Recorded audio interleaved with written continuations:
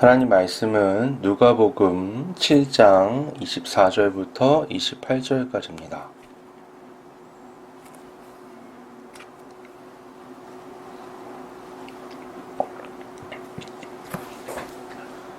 누가복음 7장 24절부터 28절까지입니다.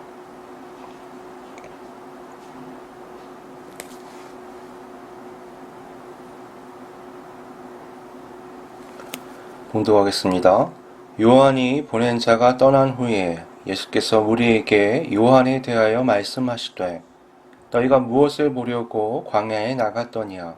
바람에 흔들리는 갈대냐? 그러면 너희가 무엇을 보려고 나갔더냐? 부드러운 옷 입은 사람이냐? 보라, 화려한 옷을 입고 사치하게 지내는 자는 왕궁에 있느니라. 그러면 너희가 무엇을 보려고 나갔더냐? 선지자냐? 옳다. 내가 너희에게 이르노니 선지자보다도 훌륭한 자니라. 기록된 바 보라, 내가 내 사자를 내 앞에 보내노니 그가 내 앞에서 내 길을 준비하리라 한 것이 이 사람에 대한 말씀이라. 내가 너희에게 말하노니 여자가 낳은 자 중에 요한보다 큰 자가 없도다. 그러나 하나님의 나라에서는 극히 작은 자라도 그보다 크니라 하시니. 아멘. 저 어릴 때 생각을 해보면 그 최고의 위인들 하면 과학자는 항상 아인슈타인이 1등이었던 것 같습니다. 애들 먹는 영양식 같은 거라든가 학습지에 이르기까지 그 표지에는 그 아인슈타인의 얼굴이 자주 등장을 했었죠. 같이 이제 등장했던 게 모차르트잖아요. 두 천재를 세워놓고 이런 걸 하면 똑똑해진다 이런 광고를 많이 했었습니다. 근데 요즘은 아인슈타인 얼굴을 주변에서 찾아보기가 좀 많이 힘들어요. 반면에 모차르트는 여전히 많이 있거든요.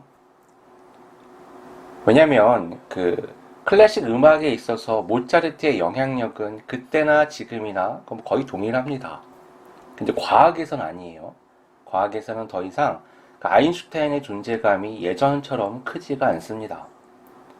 1917년을 기점으로 해서 이 과학의 트렌드가 양자역학 쪽으로 서서히 옮겨가기 시작합니다.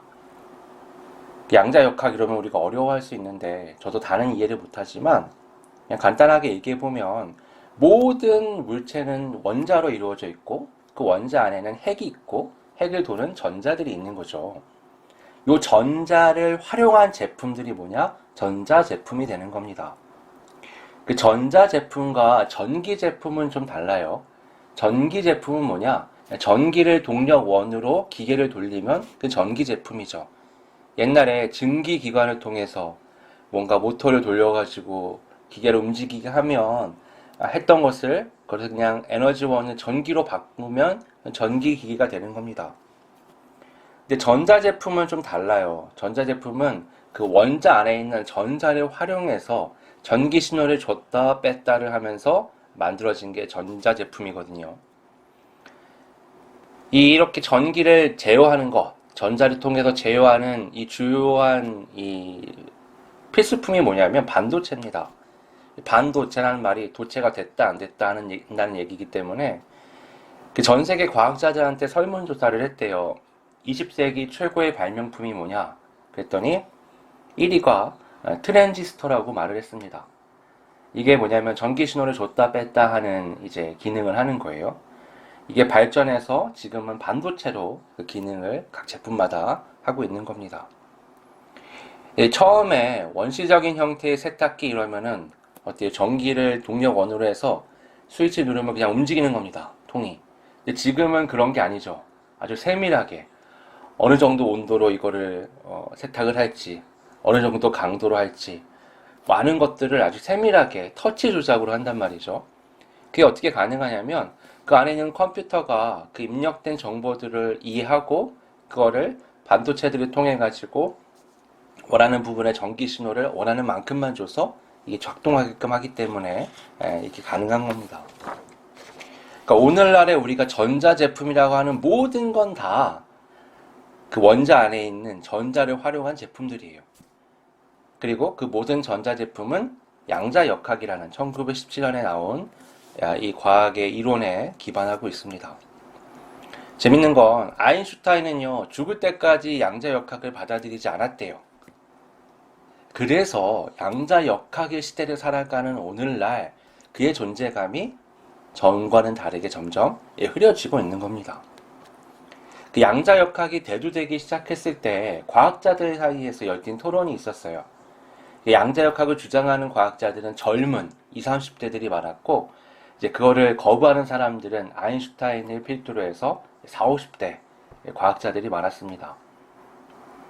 이 아인슈타인을 중심으로 해서 그 당시 거목이었던 이 과학자들은 이 새로운 신시대, 그 신과학자들이 주장하는 양자역학을 받아들이지 않아요. 하지만 그들이 받아들이지 않아도 시대는 변하고 변화한 시대에서 그들은 서서히 밀려나가게 되는 거죠. 재밌는 건 우리는 양자역학 잘 모르잖아요. 근데 우리는 그걸 다 누리면서 살고 있습니다. 우리가 아인슈타인처럼 머리가 터질 정도로 그걸 생각해보거나 고민해서 거부를 하는 거나 아니면 누구처럼 그것을 동조하거나 이런 것도 아닌데 우리는 그냥 자연스럽게 이 양자역학을 통한 과학의 발전에 열매를 먹으면서 살아가고 있습니다. 그러니까 가장 대표적인 예가 컴퓨터죠. 이 컴퓨터는요, 전자회로라는 게 들어가면서부터 본격적으로 컴퓨터가 생산이 되기 시작했어요. 그 전자회로가 처음 들어간 컴퓨터가 1946년에 있는 애니악이라는 컴퓨터였습니다. 이게 어땠냐면요, 무게가 30톤이 될 만큼 컸어요. 그리고 전력은 150kW를 먹었습니다.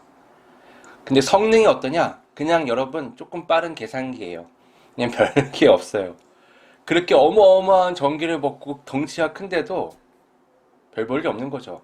70년 정도 지났는데 지금 어때요? 우리가 갖고 있는 여러분 손에 있는 그 스마트폰은요, 10년 전쯤에 나온 컴퓨터들과 비교해도 성능이 좋습니다. 그 작은 게 말이죠.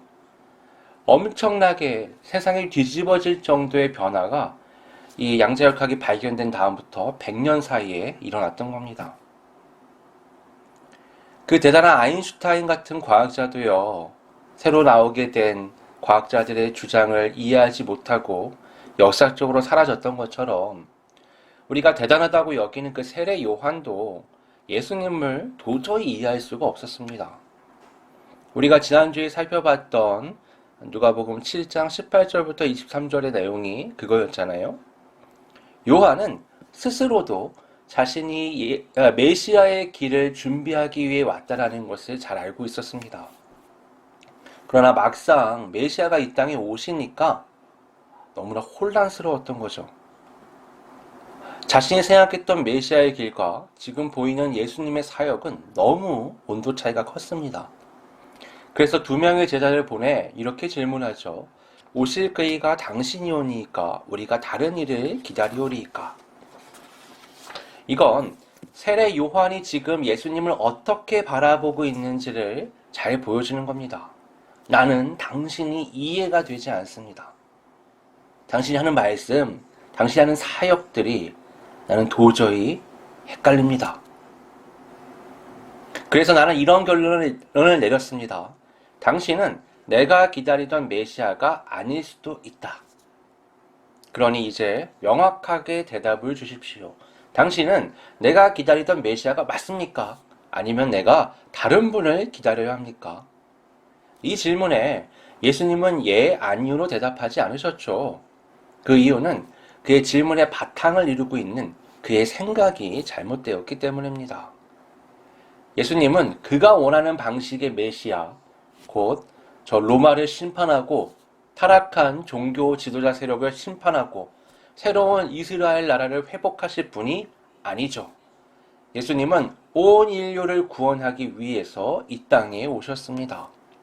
그리고 예수님이 지금 하고 계셨던 그 사역들, 수많은 병자들을 고쳐주고 귀신을 쫓아내고 가난한 자들에게 복음을 전하는 것은 바로 하나님께서 계획하신 그 메시아의 사역이었죠.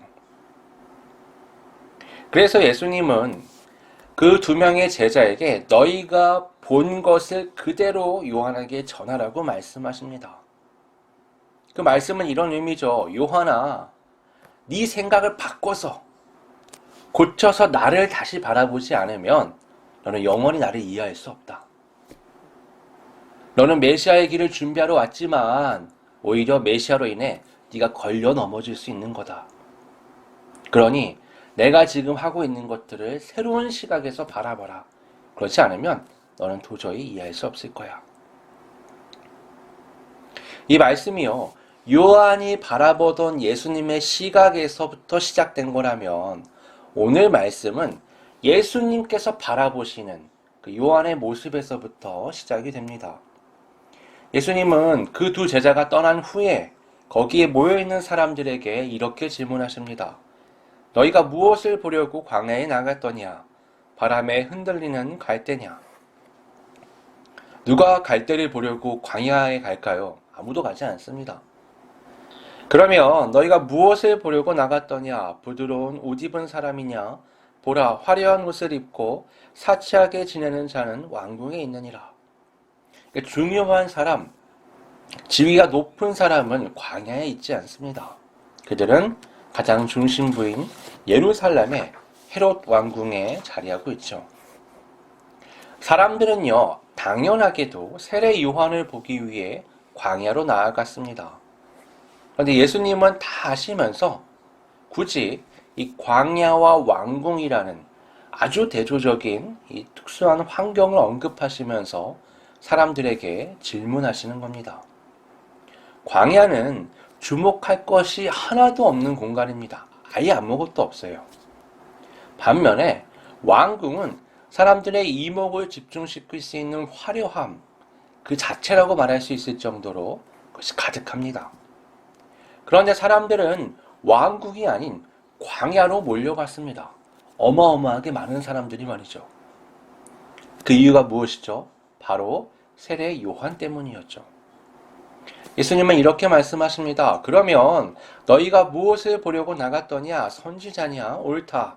내가 너희에게 이르노니 선지자보다도 훌륭한 자니라. 수사학적인 질문으로 세례 요한을 한껏 부각시키시는 겁니다. 여기서 한 번 더 올리시죠. 그는 선지자다. 그리고 선지자보다도 더 위대한 자다. 이 말라기를 끝으로 예수님이 오시는 복음서까지 200년의 공백이 있습니다. 그 200년의 시간 동안에 선지자가 이스라엘에 없어요. 오늘날에 살아가는 현대 그리스도인들에게 그게 어떤 의미인지 잘 와닿지 않을 수 있습니다. 당시는요, 이게 굉장히 심각한 문제였어요. 오늘날은 사실 성령이 각자에게 임하시고 감동을 다 주시잖아요. 그리고 성경이 각자에게 또 주어져 있고 얼마든지 그걸 읽을 수 있고 또 이해도 할 수 있습니다. 매주 함께 예배를 드리고 원하면 말씀을 찾아서 얼마든지 들을 수 있죠. 그러나 이스라엘은 이 당시에는요, 선지자가 없으면 하나님의 메시지를 받을 수 있는 방법이 전무했습니다. 선지자만이 성령의 감동을 통해서 하나님의 말씀을 전달할 수 있었어요. 선지자가 없다는 것은 하나님이 무려 200년 동안이나 입을 닫으시고 이스라엘에게 아무 말씀도 하지 않으셨다는 것이 됩니다. 이런 상황 가운데서 세례 요한이란 선지자가 일어난 겁니다. 그러니까 이스라엘이 엄청난 갈증 속에 있었는데 그 상황에 세례 요한이 나타나니까 그 사람이 얼마나 부각돼 보였겠어요. 그가 광야에 있더라도 이 세상 유일한 200년 만에 나타난 그 한 선지자를 보기 위해 사람들이 광야로 가는 겁니다. 그 선지자의 존재는요, 광야를 헤롯 왕궁보다도 훨씬 더 가치 있는 것으로 만든 거예요. 더욱이 요한은 평범한 선지자가 아니었습니다. 하나님께서 그를 통해 주신 메시지가 뭐였느냐? 그건 드디어 메시아가 온다는 거였어요. 예수님은 이에 대해 27절에 이렇게 말씀하십니다. 기록된 바 보라, 내가 내 사자를 내 앞에 보내노니 그가 내 앞에서 내 길을 준비하리라 한 것이 이 사람에 대한 말씀이라. 이게 말라기 말씀이거든요. 지금 세례 요한은 말라기와 연결되는 메시아의 오심을 아주 직접적으로 선포하는 놀라운 사람이었습니다. 그래서 그는 이런 말을 해요. 사람들에게 회개하라. 천국이 가까이 왔다. 메시아께서 오시면 모두를 심판하실 것이라고 생각을 했습니다. 그래서 많은 사람들에게 지금 메시아가 곧 오실 거기 때문에 회개하고 깨끗한 모습으로 준비해야 한다라고 말했던 겁니다. 그래서 광야로 나왔던 많은 사람들이요, 요한의 말을 듣고 회개하고 새 사람이 되었습니다. 그 회개의 표로 이 세례를 받았던 거죠. 자신을 물속에 넣었다 빼면서 지난 잘못을 지워버리고 자신은 죽고 새로운 사람으로 거듭났던 겁니다. 이 회개 운동이 광야에서 일어났고 이것이 메시아의 오시는 길을 준비하는 거였습니다. 예수님은요, 거기서 멈추지 않고 이 사람을 한 번 더 지켜 세워주세요.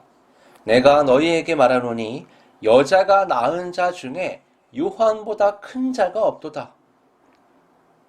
여러분, 예수님이 말씀하시는 이 시점까지 얼마나 많은 사람이 태어났습니까? 성경의 믿음의 선진들만 봐도 위대한 사람들이 정말 많았잖아요. 근데 예수님 뭐라 말씀하시냐면 역사상 모든 사람 중에 요한이 가장 뛰어난 자다, 위대한 자다, 대단한 자다라고 말씀하시는 겁니다. 여기서 끝났으면은 요한이 굉장히 대단해지는 거였는데 예수님이 한 번 더 말씀을 하세요. 그러나 하나님의 나라에서는 극히 작은 자라도 그보다 크니라. 이건 대반전의 말씀이죠. 세례 요한을 선지자 중에 선지자, 하나님의 사자, 여자가 낳은 자 중에 역사적 모든 사람들 중에 가장 위대한 자라고 지켜 세우신 후에 하나님의 나라에서는 지극히 가장 작은 자도 그 사람보다 크다. 그러니까 네가 아무리 대단해도 하나님의 나라에서는 가장 낮은 자야라고 말씀하시는 겁니다. 아니, 가장 낮은 자 축에도 들어가지 못한다라고 말씀하시는 거예요.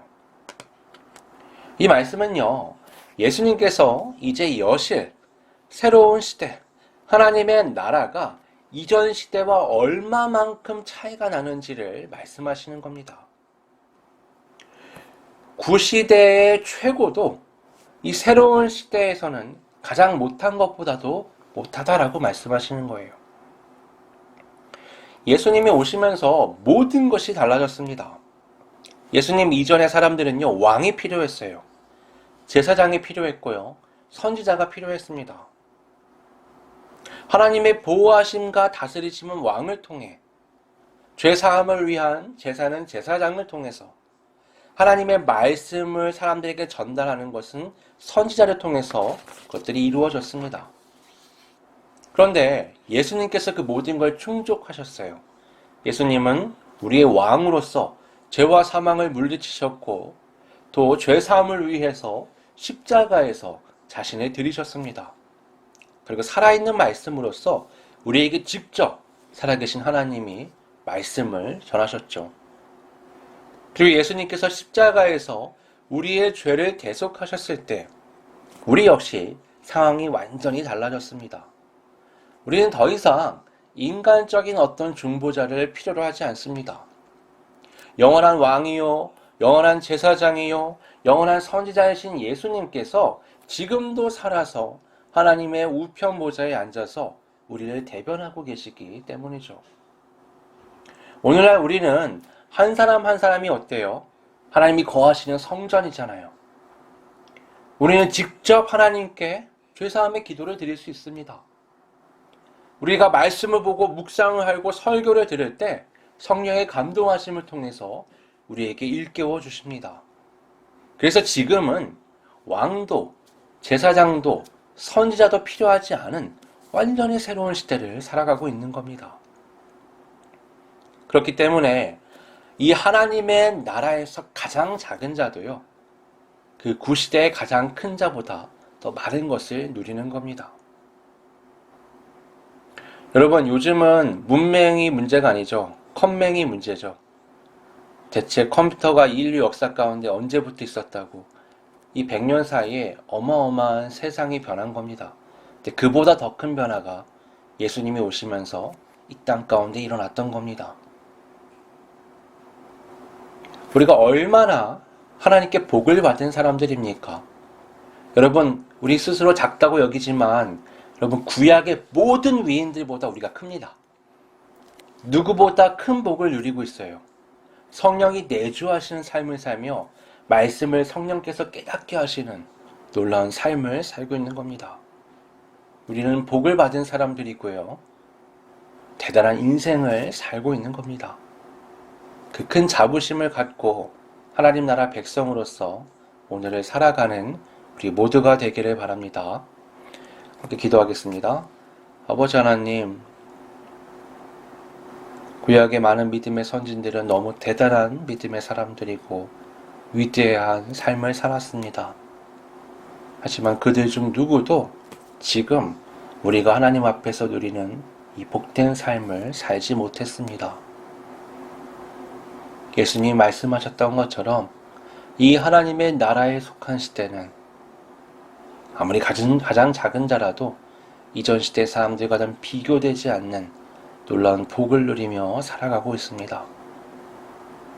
내 안에 내주하신 성령께서 계시다는 것이 얼마나 놀라운 상황인지, 하나님 앞에 내가 기도할 수 있다는 것이 얼마나 굉장한 특권인지, 하나님의 말씀을 깨달을 수 있다는 것이 얼마나 놀라운 복인지 되새겨보며 오늘 이 시대 가운데 하나님의 백성으로서 온전히 살아갈 수 있는 우리 모두가 될 수 있도록 이끌어 주시옵소서.